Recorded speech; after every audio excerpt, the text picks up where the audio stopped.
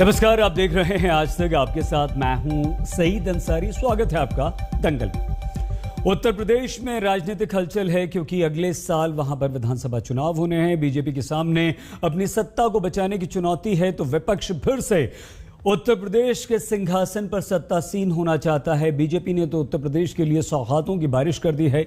आज अमित शाह भी यूपी के दौरे पर हैं और बस अब से कुछ ही देर पहले आपने अमित शाह को मिर्जापुर में बोलते हुए देखा। इतनी सारी योजनाओं का उन्होंने उल्लेख कर दिया है कि लगता है कि जबरदस्त विकास की राह पर उत्तर प्रदेश आगे बढ़ गया।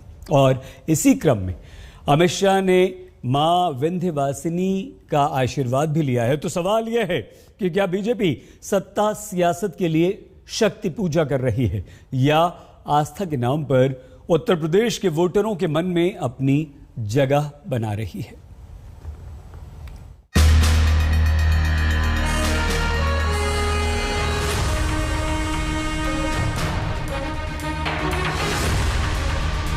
देश के सबसे बड़े राज्य उत्तर प्रदेश में विधानसभा चुनाव का काउंटडाउन शुरू हो चुका है। राज्य के सियासी फैसले में अब महज 7-8 महीने का वक्त ही बचा है, लेकिन तमाम पार्टियों ने अपनी ताकत अभी से झोंक दी है। फिलहाल इस केस में सत्ताधारी बीजेपी सबसे आगे दिखाई दे रही है। ताजा कड़ी में केंद्रीय गृह मंत्री अमित शाह का यूपी दौरा है, जहां उन्होंने कई योजनाओं की आधारशिला भी रखी, मां विंध्यवासिनी की पूजा भी की। लेकिन अहम बात, सीएम योगी आदित्यनाथ की जमकर तारीफ की और उससे भी खास कहा कि 2022 चुनाव में भी बीजेपी प्रचंड बहुमत से जीतेगी।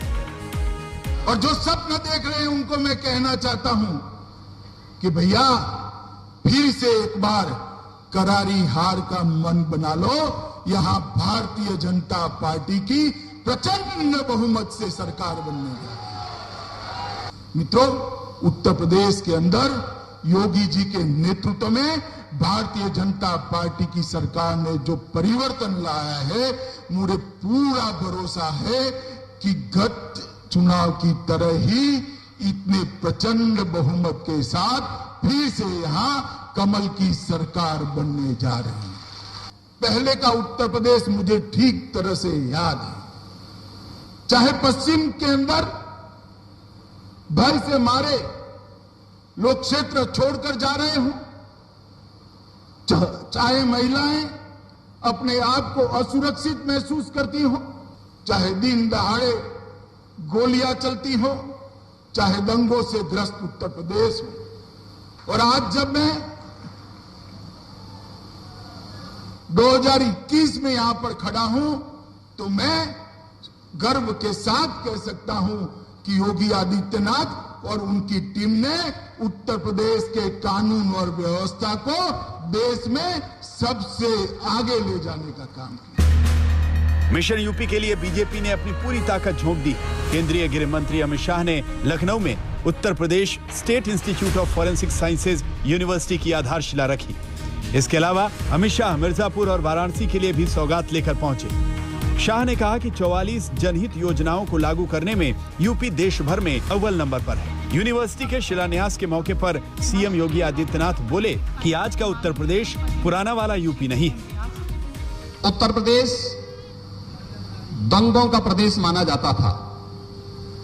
उत्तर प्रदेश में कानून की व्यवस्था बदहाल थी। उत्तर प्रदेश में आधी से अधिक जगह उत्तर प्रदेश पुलिस बल की खाली पड़ी हुई थी और माफिया राज इस कदर हावी था कि जिस भूमि पर हम इंस्टीट्यूट ऑफ फॉरेंसिक साइंसेज की स्थापना कर रहे हैं, 142 एकड़ की इस भूमि पर लखनऊ के एक माफिया ने कब्जा करके वो प्लॉटिंग कराने जा रहा था।